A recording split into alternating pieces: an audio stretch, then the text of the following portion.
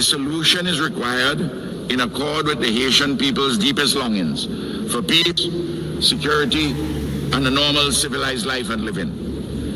The UN Security Council, with CARICOM's full support, is seized of this matter, but an insufficiency of resources and will have attended it. So too, the pain and suffering in South Sudan demand immediate relief and more. Your Excellencies, in November this year, the Conference of Parties under the United Nations Framework Convention on Climate Change gather once more on this occasion in the great nation of Brazil. The issue of climate change is urgent and existential.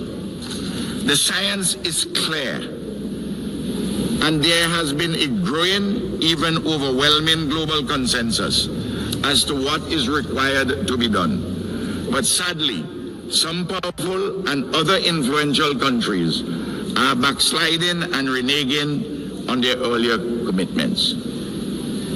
Excellencies, just over a year ago, on July the 1st, 2024, a Category 4 Hurricane Beryl devastated my country. Lives were lost, and damage and loss amounting to 1/3 of our gross domestic product was incurred.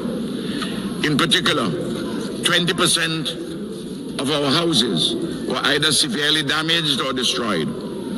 We have been rebuilding and recovering stronger and better than ever. We thank our regional and international partners, including worthy non-governmental entities, for their solidarity, without which our tasks of reconstruction would have been even more onerous. We thank too our diaspora. But to tell the truth, we have had to rely mainly on our own efforts at home. There's much, much more left to be done. And I again plead for the enhanced support of our friends, our allies, and good Samaritans.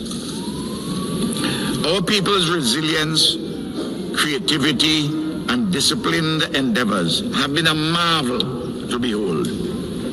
This is a testimony to our people's genius and the coming to the fore of our people's hidden rationalities, their hitherto submerged resources and abilities, a renaissance of their spirit, and the reaffirmation of the idea of St. Vincent and the Grenadines.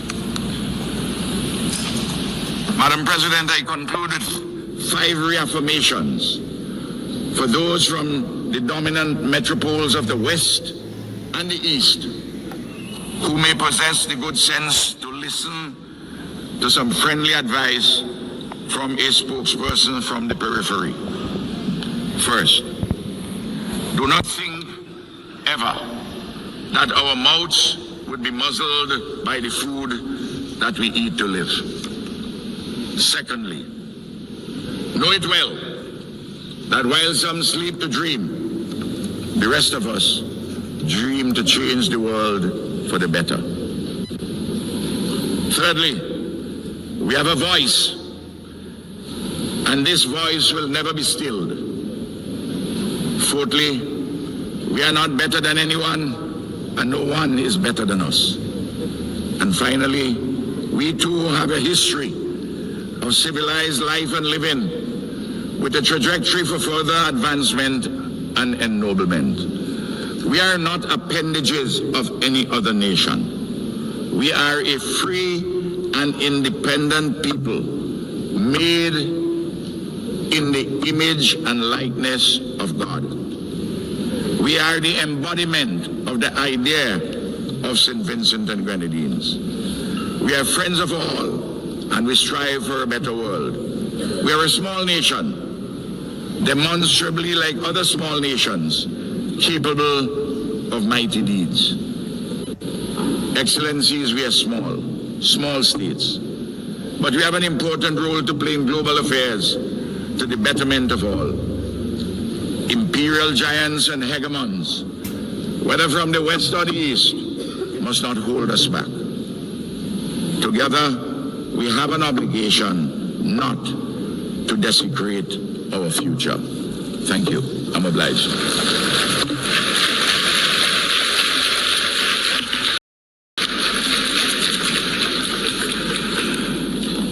On behalf of the Assembly, I wish to thank the Prime Minister and Minister for National Security, Legal Affairs and Information of St. Vincent and the Grenadines.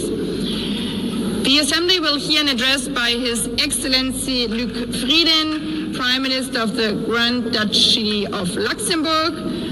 I request protocol to escort His Excellency and invite him to address the Assembly.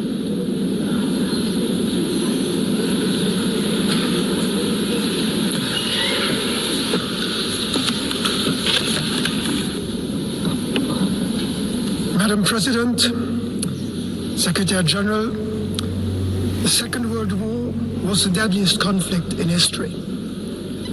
It took the combined efforts of 50 nations to resist the Axis powers and end their seemingly unstoppable campaign of conquest and subjugation. But in the course of their struggle, Allied countries, including my own, found a second, even bigger purpose. They would end the war, and they would seek to end war itself.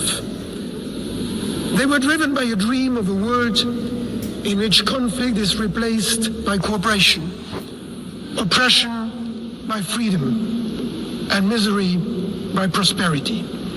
They were driven by hope, not fear, unwavering in their belief that the world could be changed for the better. A world of peace in which war would be prevented not just for their generation, but for all those to come after them. A world of justice in which the relations between the nations would be governed not by force, but by law. A world of freedom